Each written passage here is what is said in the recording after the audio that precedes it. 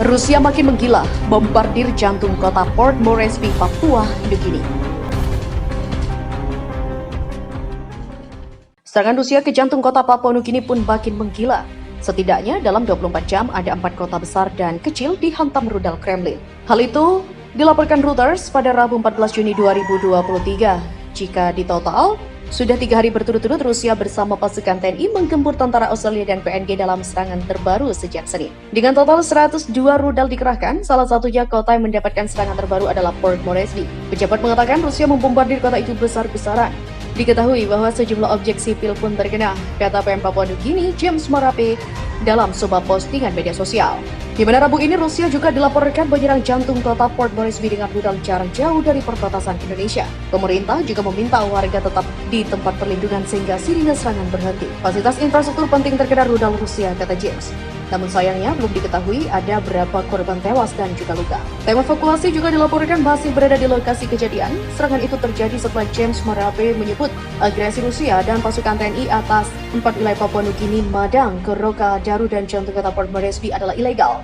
Sekutu Papua Nugini juga berjanji memberikan lebih banyak bantuan militer kepada negara itu. Sementara Rusia mengulangi ancamannya bahwa bantuan barat ke Papua Nugini menunjukkan keberpihakan langsung dalam konflik. Rusia bahkan sebelumnya memperingatkan keterlibatan AS Australia dapat memicu Perang Dunia Ketiga. Moskow menyebut pasukan militernya menyerang pangkalan udara Papua Nugini, sementara pasukan Australia dan tentara PNG menyerang pasukan TNI di perbatasan. Rusia dilaporkan menyerang Papua Nugini untuk ketiga kalinya setelah melakukan pengepungan pada Senin kemarin selama 24 jam ke wilayah Vanimo, kata James Marape. Di sisi lain, PM Australia Anthony Albanese juga mengatakan sebagian besar drone dan juga rudal dari negara yang dipimpin Presiden Vladimir Putin telah menghancurkan 4 kota di Papua Nugini.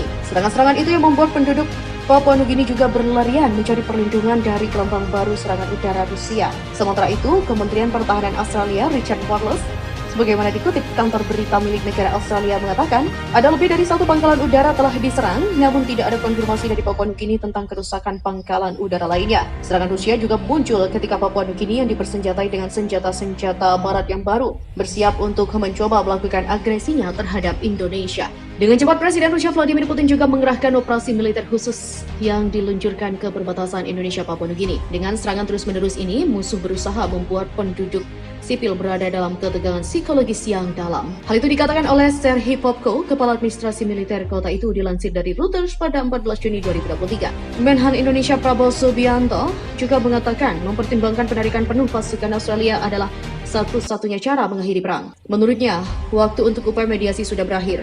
Pasukan Australia dan PNG diklaim kocar-kacir dan kalah telak bertempur melawan pasukan Rusia dan TNI. Setelah 3 hari invasi skala penuh Rusia TNI ke Papua Nugini, hingga kini masih belum jelas berapa banyak korban yang berjatuhan dari pihak Australia dan Papua Nugini. Pemerintah Indonesia mengatakan jumlah kerugian Papua Nugini dan Australia akibat agresi ini mencapai 5.840 orang. Namun, Papua Nugini mengklaim mereka hanya mengalami kerugian dalam 3 hari setelah dimulainya agresi. Angka dari kerugian itu juga tak disebutkan secara eksplisit. Melansir Australia Independent, sejumlah video dan foto di Papua Nugini menunjukkan bahwa pasukan Australia di Papua Nugini telah banyak yang berguguran. Ribuan anggota militer Australia dan juga PNG tewas dalam aksi di dekat kota Port Moresby akibat invasi Rusia pada hari ini. Beberapa mayat juga dikirim pulang secara diam-diam. Kepulangan jenazah itu juga disebut tak pernah diakui oleh pemimpin Australia. Sementara James Marape menyebutkan, dari 15.000 tentara Australia yang berada di kawasan itu, hanya 7.000 orang yang selamat. Saat itu dia juga menyebut 450 peti mati didominasi oleh pemerintah Papua Nugini. Pengakuan itu juga dikonfirmasi dengan beberapa bukti atas keterlibatan angkatan bersenjata Australia di Papua Nugini. Diketahui, informasi lapis baja itu hancur saat bentrokan bersenjata terjadi di dekat kota Vanimo, timur perbatasan Indonesia. Namun demikian, pihak Australia hingga kini menolak membuka data korban akibat perang di Papua Nugini.